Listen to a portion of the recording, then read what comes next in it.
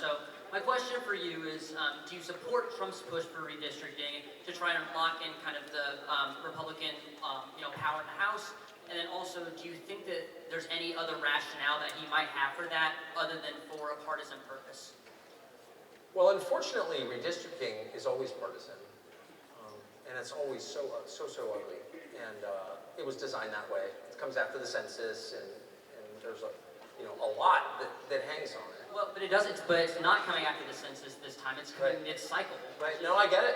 I understand. I totally understand that. But I'm just saying this is a perennial thing, and the closer you look at it, the more kind of mercenary and detached from principle it is.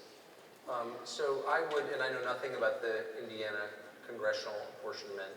I knew one of your congressmen really well. He was a wonderful guy. Now a senator. Very good guy, Banks. Jim Banks. We went here. So I can't comment on that because I don't.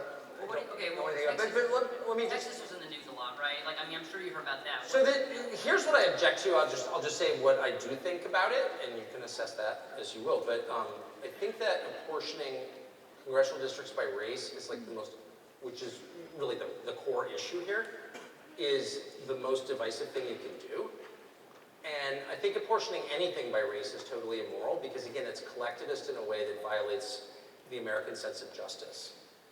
And so any whites, blacks, trans, whatever, that way of thinking is the road to genocide. I've always thought that. I continue to think it. And it's reflected in so many ways in our society, but particularly in congressional district apportionment, where there are so many districts in this country that were drawn to make certain that a person of a certain race holds the seat in the House. And by court order, by the way. This is not like something that was just dreamed up by do-gooders. Like, this is mandated by federal courts.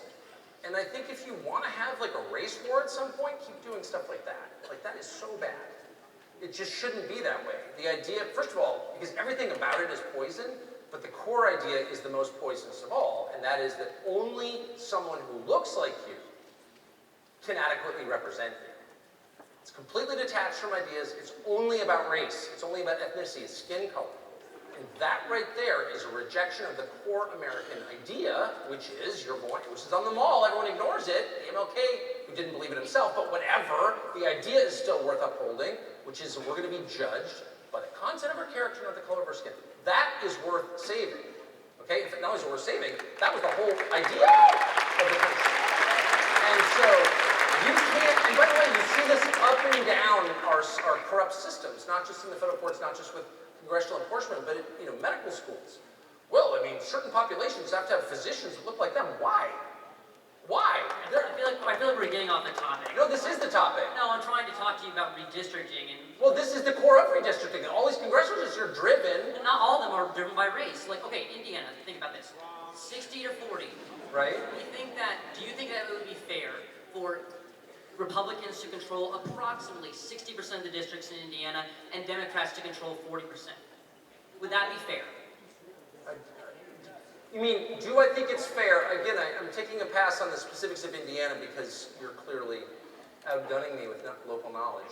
But and I don't want to. But do I think it's fair for congressional districts to mirror like the vote totals, like of the state, basically? Yes, I do. Okay, well that's not happening. Okay. Right now, and that sounds unfair.